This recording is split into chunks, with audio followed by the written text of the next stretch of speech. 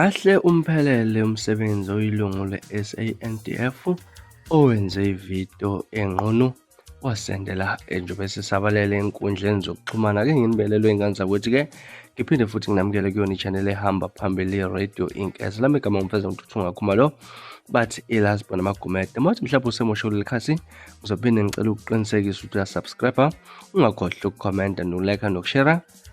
Ukuyikhona okukhulu kunakho konke wey'ngane zakwethu, ividiyo etrendayo enkundleni zokuxhumana wesifazane la sabele sekhona ividiyo enqunu-ke laphana ekade kusolakala ukuthi-ke kunomuntu ebekade emsendela le vidiyo nesithe-ke sethe kusabale sey'nkundleni zokuxhumana-ke laphana-ke egqoke iy'mpahla zomsebenzi-ke laphana. Kwi-statement esikhishwa abe-SANDF bakubeka kwacaca ukuthi-ke bakuhlonipha ingabe inqubo laphana-ke nabasebenzi bayakwazi okumele bakwenze. So sisi angase athathelwe izinyathelo-ke laphana ukuthi-ke enze into ekanjena, agqoke nane-uniform yomsebenzi-ke laphana-ke, ungabe usemsebenzini noma ungaphandle komsebenzi, kodwa-ke bayihloniphe ezabe iy'nqumo. Sisi uzothathela izinyathelo. Wey'ngane zakwethu kunevidiyo-ke etrendayo ey'nkundleni zokuxhumana engengikhona ukuthi ngiyifake lana ngenxa yokulandela imigomo yokusebenza kwale nkundla ka-YouTube-ke laphana. Kodwa-ke uma ngabe ufuna ukuyibona